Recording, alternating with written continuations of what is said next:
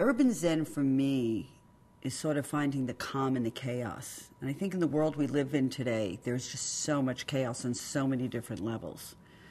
So what I wanted to create was to bring like-minded people together who really want to make a difference in this world. You know, in the chaos of disease, where's the calm in it? You know, how do we calm ourselves to get to the point that we can deal with the disease? That, for me, is why we're all here today. And when Stephen got ill, we went and had a relationship at Sloan Kettering, and he had lung cancer.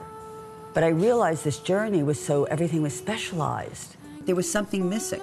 We needed to find a complementary way of how we were going to deal with the disease, that it was not only being attacked from a Western point of view, but how we were going to help him through Chinese herbs and acupuncture and yoga and all these wonderful modalities that really supported his sickness and also supported us as a family. That was very important. So I had to navigate the path for him.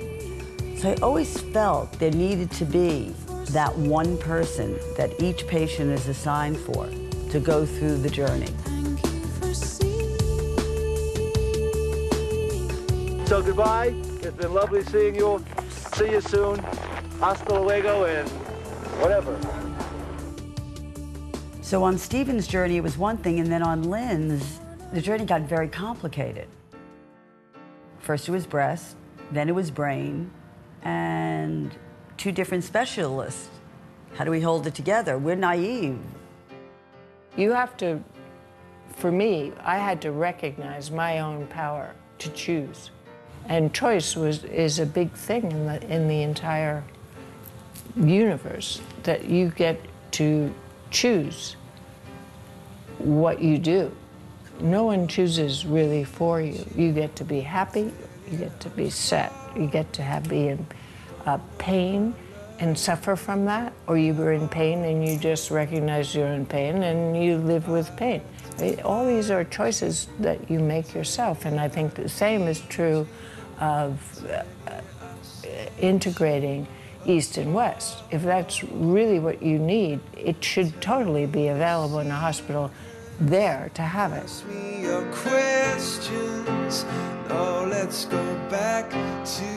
I survived, and I don't really like to call it survived, because you just, especially with brain cancer, you really never know if you're a survivor or you're not a survivor. But today, because I look at every day, I am a survivor. And I sit here with you as a miracle.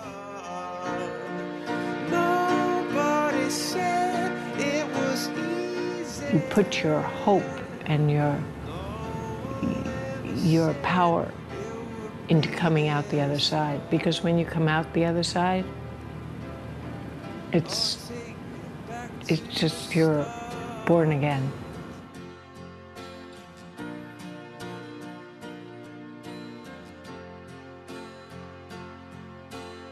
We're here to celebrate you and hopefully celebrate all those peoples and lives you've already touched and will continue to touch. Which is amazing to me. To touch more than myself is already incredible. What an amazing miracle that you created for me. That happened. Thank you.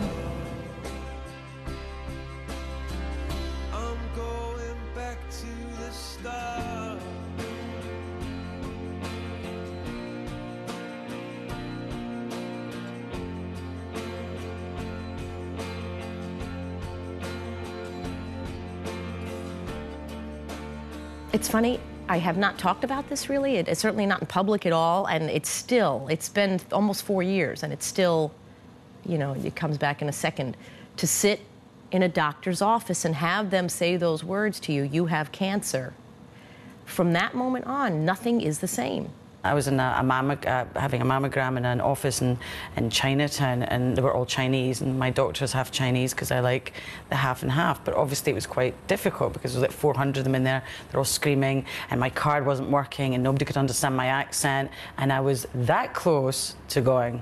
I remember in that moment thinking, if I could do anything to just back time up to before I heard those words, you know what I mean?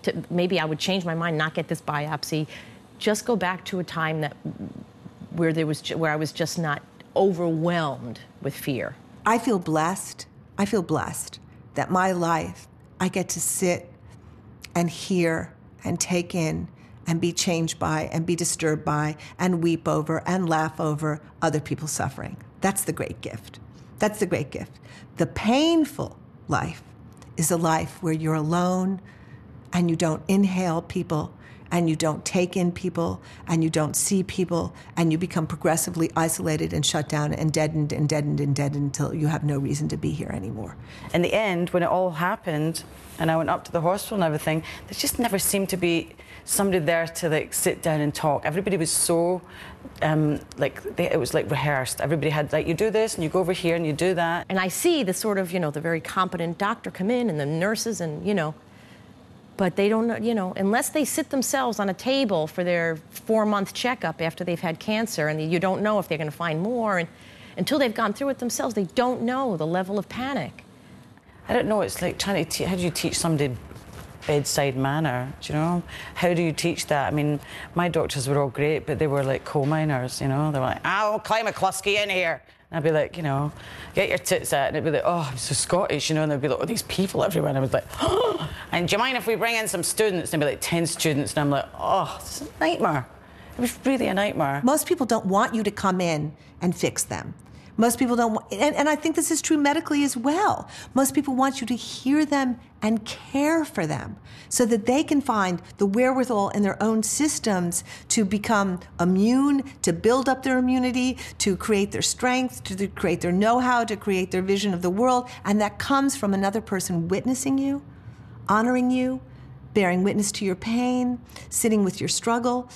That's what healing is. I'm a sentient human going through a very difficult experience. I am not just this walking cancer person, I'm a ridiculously sensitive human who's terrified.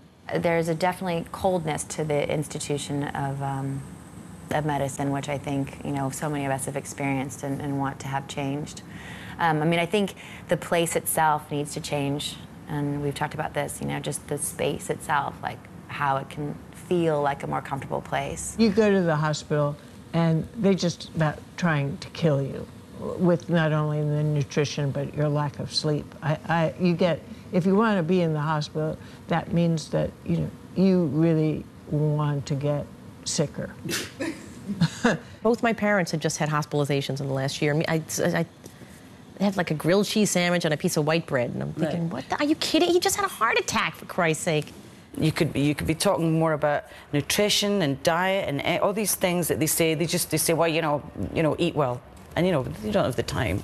I think that my father could have had a better experience, a much better experience, and I wish I could have facilitated that. And I feel like I can help now to facilitate that, having gone through his experience, but also with the people that I know and the access that we have as a group, that idea of being part of this community, which I think this is a movement.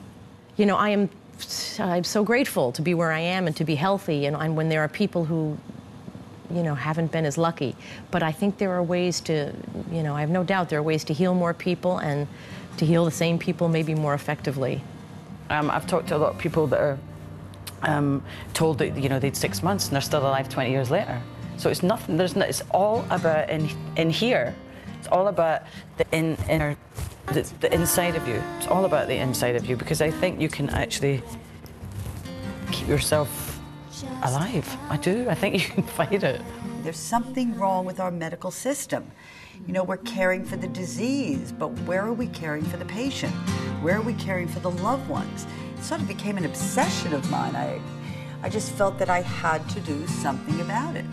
And to think that I had an idea and I didn't do everything I could have possibly done to make a difference. I couldn't get up every morning. Just who I am.